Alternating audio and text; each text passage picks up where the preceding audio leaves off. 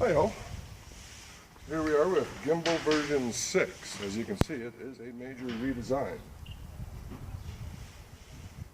So I just posted about 8 videos, some of Dinosaur National Park and some of Riding on Stone Provincial Park, and you'll notice those videos suck. They're horrible. There's too much vibrations. My previous gimbal just didn't work very well. If you go back to some previous video called Gimbal version 4 and test flight, you'll see how it works, but just a rundown. The gimbal was mounted on the front, these rails were pushed out, and the gimbal was mounted off of 2 mounts right here, and then zip tied to this for stability. And all of the vibration dampeners was wrapped around the camera itself. It had 2 dampers on top and bottom, and it was really far out. It stuck out quite far, and I think all of that just compounded the vibrations, and I don't know where the vibrations are coming from. I know my props are very well balanced, so maybe it's just a motor that's a little bit off or something like that, but that's okay. But anyways, those videos in that gimbal just didn't work very well. I wasn't able to get it as good as I wanted, which means all the videos I took on my vacation kind of sucked. So I've completely redesigned it, and I've gone with a more traditional approach. So now all of the vibration dampening is on the mount itself. So if we look underneath, you can see there's a bracket here and another bracket here, and they're mounted on to the rubber rings. And then in the 9mm holes, there's the vibration dampeners, and then the T for the big mount. The lumberjack over there, I guess, is mounted onto that with some through bolts. Now these bolts, nuts and washers, are also 3D printed. They're 6mm by 30mm bolts, 3D printed. I love that.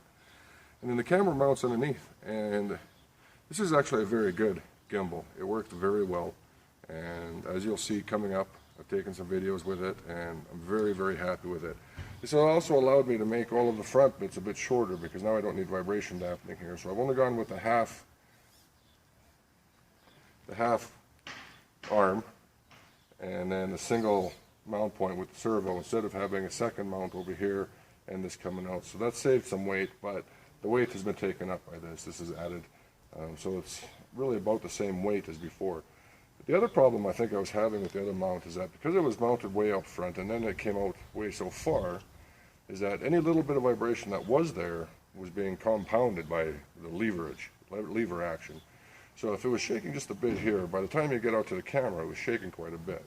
So this one don't have that problem near as much. And in fact, I'm thinking, so I still have a little bit of space here, so I should be able to move this back even further and even get that a little bit further, but it's okay. So I've got really good dampening on there, and everything seems to be working really well. So this is Gimbal version 6. Quite happy with it so far. So I've got some videos coming up with some footage I just took north of Calgary. So stick around to watch that. Gimbal version 6. I'm thinking I might reprint the whole thing now into black. The white is just my prototype color, just because it's actually the filament I have the most of, so that's my prototype filament. But I might reprint it into black. Or I might just leave it white. I mean, it's a lot of work to replace it all. So I think I might just leave it. So there we go. It's a very nice gimbal. I'm very happy with it so far.